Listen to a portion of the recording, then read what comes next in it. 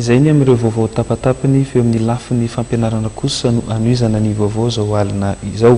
Miditra amin'ny andro faharoa ireo mpiadana miatrika ny fanadinam-panjakana BEPC tamin'ity androany ity.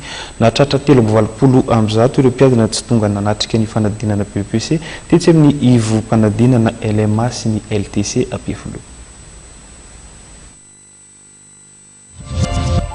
Nizotra tamin'ny mpilaminana ny fanadinana BEPC tetsy amin'ny ivo mpanadinana LMA Ampefilo izay manana sous-centre iray etsy amin'ny LTC nandritra izay roa andro izay.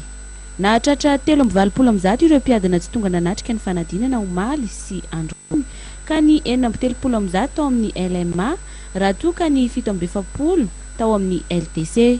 Nisy kosa ireo mpiadana nanadiny ny taratasy fiantsony saingy nezahany ivo toerana nalamina izany.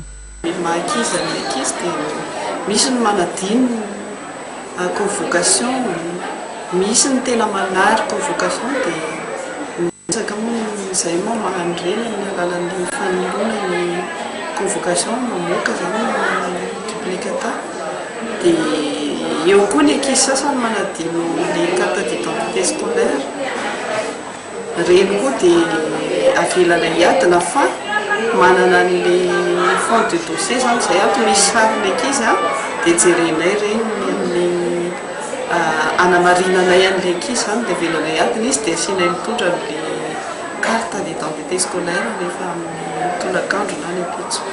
Nisy mpianatra tody tsy fahasalamana ihany koa tao amin'ity ivo mpanadinana ity omaly saingy nanana mpitsabo ny toerana ka notsaboina ilay mpiadana ary niverina niatrika ny fanadinana avy eo.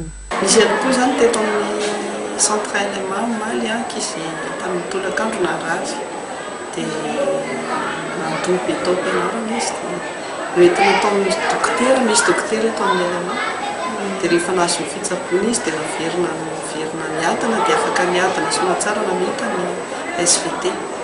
Miisa 530 sy 304 ireo mpiadana voasoratra anarana tao amin'ny LMA ka ny 420 sy 3 tao amin'ny ivo mpanadinana LMA ary ny 320 sy 1 tao amin'ny LTC Ampefilo izay sous-centre ny LMA. Naparitaka tamin'ny efitrano miisa 470 ireo mpiadana ireo ary 50 isaky ny efitrano no isan'ny mpiadana. Miisa 2 isaky ny efitrano ihany koa ny mpiambina.